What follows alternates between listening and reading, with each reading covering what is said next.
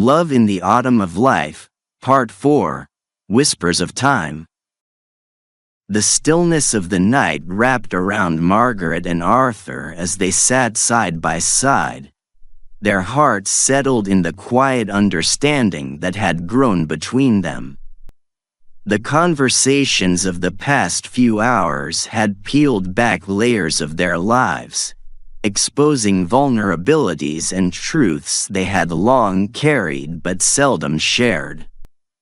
The park was nearly deserted, save for the occasional breeze that rustled the trees, carrying with it a subtle reminder that time, like the wind, never truly stops.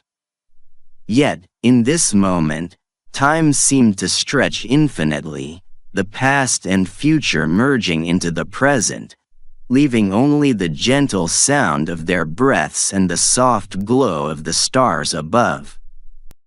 You know, Arthur, sitting here with you, I've been thinking about something. I used to believe that love was something we chased, something we had to work hard for. But now it feels like love is just here.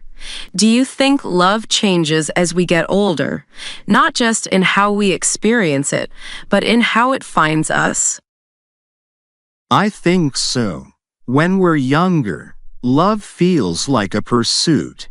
We're chasing it, trying to make it fit into the life we think we want. But as we age, love becomes quieter, more patient.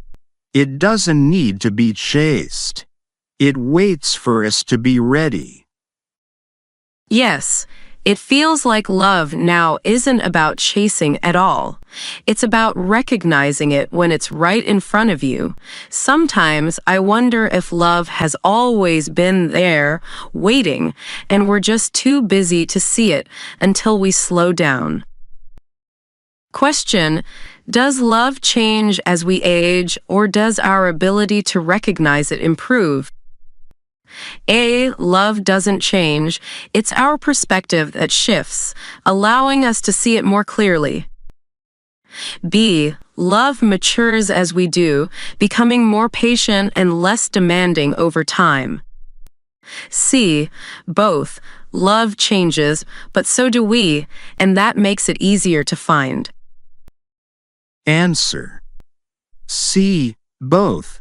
Love changes, but so do we, and that makes it easier to find. I believe both love and we change. As we get older, we're less focused on the grand gestures and more on the small, meaningful moments. Love adapts to that. It becomes less about the thrill and more about the steady presence. But at the same time, we grow, too. We learn to appreciate love for what it is, not what we think it should be. That's true. I spent so many years thinking love had to look a certain way. Grand, exciting, full of passion. But now, I see that love is just as powerful in the quiet moments, maybe even more so. The stars above them twinkled faintly as if in agreement. The park, though nearly empty, felt alive with the memories of conversations past. The bench where they sat had become a safe haven, a place where they could speak freely without the pressures of the world around them. Margaret, do you ever think about what we leave behind? Not just in terms of love, but everything. What do people remember about us when we're gone? Is it the love we've given, or is it something else entirely? Question: what do you think people remember most about us when we're gone? A. The love we've shared with them. B. The way we've made them feel. C. The actions we've taken and the lives we've touched. Answer: B. The way we've made them feel. I think people remember how we made them feel more than anything else.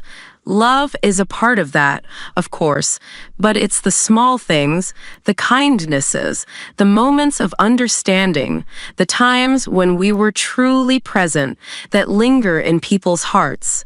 Those are the feelings that stay with them long after we're gone. That makes sense. It's not the grand gestures or the big moments that people hold onto. It's the feeling of being seen, understood, cared for. That's what lasts. Yes, it's the emotions we leave behind, the feeling that someone mattered to you, that their presence in your life meant something. That's what people carry with them. The wind whispered through the trees, carrying with it the echoes of a life well lived, of moments shared and memories created. Margaret wrapped her arms around herself, not from the cold, but from the weight of the conversation. It felt like they were nearing the core of something deeply true. Margaret, I've been thinking about something. If you could go back and relive any moment of your life, would you? Or do you think the moments we've lived, the ones we've left behind, are best left as memories? Question: if you could relive any moment of your life, would you? A. Yes. There are moments I'd want to experience again. B. No. Every moment has its place in the past. It's best to leave them there. C. Maybe, but only if I could bring the wisdom I have now with me. Answer: C. Maybe, but only if I could bring the wisdom I have now with me. I think if I could go back, I'd only want to relive those moments with the understanding I have now. There's so much I didn't appreciate when I was younger. Things I didn't see because I was too busy or too caught up in what came next. But with the wisdom of age, maybe those moments would mean even more. I feel the same way. There's so much I would do differently, but only because I know better now. But maybe that's what life is. A series of moments we can only fully understand when they're behind us. And maybe that's okay. Maybe we're not meant to understand everything as it happens. Maybe we're meant to carry those memories with us, letting them shape the way we live the rest of our lives. The night had grown late, the park quiet and still. Margaret and Arthur sat close, their conversation drawing to a natural close. The air around them was cool, but the warmth of their connection lingered, a quiet reminder that even in the twilight of life, love and understanding could still bloom. I think that's what it comes down to, doesn't it? Not the moments we wish we could change, but the ones we learned from. Those moments are the ones that stay with us. Yes, and I think it's those moments that shape the rest of our lives, even in these later years. The wisdom we gain from them, the lessons we carry forward, that's what matters most. And maybe in the end, that's what love is. It's not about reliving the past or changing it.